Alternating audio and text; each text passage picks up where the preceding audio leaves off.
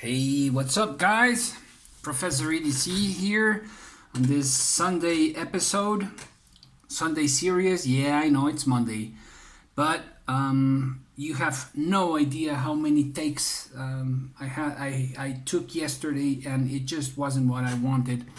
And well, here we are. Hope this one finally is the final take. The final recording. Anyways, happy Independence Day to all my North American friends. I know it's an important date for you guys, so hope you had a great weekend, great Saturday with your families and loved ones. And today on Blade-osophy, referring to blades and philosophy, I'd like to talk about the blades we love. This is a very personal topic because it's very current in my life, a process that I'm going through. And I'd like you to keep in mind two key words. One is obsession and the other one is enjoyment. So I am a real life professor. I teach ecology and permaculture to children and adults. I teach this in the outdoors. So I'm used to carrying a fixed blade or a folding knife. And it all started with these two fellas here. This is a kind of a cheap, not anymore because they increased their prices. This is a cheap brand that the name is Wally's, and it fulfills its purpose. That's it. But I used to carry this knife for everything. Before this one, I used this one as a primary. Well, no. Yeah, for a long time I used this as a primary blade, and then I got a fixed blade, and then came the folding knives. But this was my first very used and loved knife. In this case, folding knife. Then I got this one, and I used this for everything, and this became a secondary knife, and I used it for whittling and like light stuff. And well, I love studying, and I got hooked into blades, and I started the channel. And so, it doesn't matter if I have one subscriber or 300. It doesn't matter if I have one student or 300. The way I prepare my class, the way I prepare a video, I always try to give as much quality as I can. And I gotta say, this is harder than teaching. Talking to the camera and this whole thing, it's if anyone says it's easy, it's not. Anyways, I got very hooked on knives and everything dealing with them. So I read what I can, I watch as much as I can. I may watch from 2 to 4 hours information about blades every day from Monday to Sunday, and got hooked on blades. Started with the full knives, full tang knives, and bushcraft knives, and then moved on to folding knives. I was obsessed, started getting obsessed with materials and steel, if it's lingot or powder steel, if it's S30V or M390, Rex 45 or Crewware 204P, whatever. Started looking at the materials used: micarta, G10, titanium, FRN. Learned about the mechanisms, the deployment mechanisms, and if it had a compression lock, a back lock, an axis lock, a frame lock. Did I say frame lock already? Anyways, and moved on to the spine thickness. Is it the adequate one for the activity that I'm going to use? The thickness behind the edge, is it the best thickness that I could get? What about the HRC? The heat treatment, is it done correctly for that steel? Ergos, coatings, and of course got into sprint runs and special editions.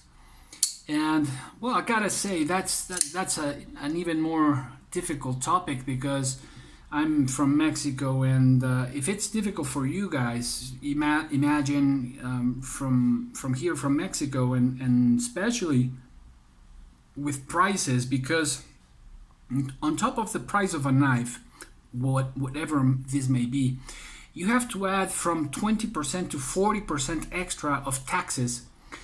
And so this becomes even more expensive. Or as a Benza, or anything over $100, we gotta pay 40% extra on that generally. So it's tougher, let's say. Gotta work harder for that. And well, anyways, I started the channel and want to give more quality, and just got into all these channels and information, and which is fantastic. I'm all for being an intelligent and conscious consumer. We have to make better decisions as we go along a path, because that's just improving. And it's not the same, and not to put down any brands, but I don't have it here. Well, it's not the same. This knife, a $15 knife, Wally's, which is now, I think, somewhere around the 30-25 vicinity. So it went from $15-18 to $30, which is absolutely not appropriate. But it's very different, this knife to this knife. There's a whole lot more quality put into this, and not only in materials but how it's built. This, you've seen this around. Socom Elite, Microtech Socom Elite. So, but in this whole thing, I got kind of lost track of many things. And another thing that is important is, I think, you gotta know what kind of person you are. If you are an enthusiast, like Metal Complex says, if you are a collector, and if you're a user. Now, I started this whole thing as a user, and I am a user. I like being a user. So I with time, I got a decent collection, a small collection, but I think of good knives, of around 40 knives. And I really get frustrated by looking at my knives and seeing that I'm not using them, that they are stationed, parked there, and they're not getting any use. And so it really gets to me, really frustrates me, because I love using my knives. I really do.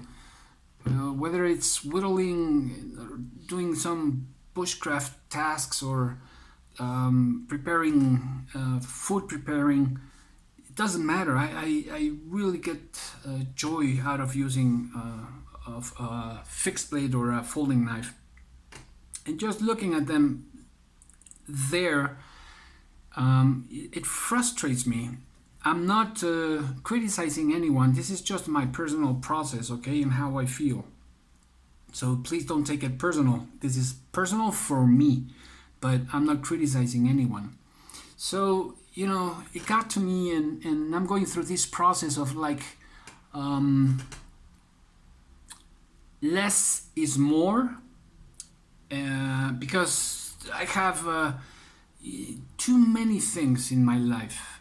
Too many cups, for example, coffee cups, coffee mugs. So why do I need so many?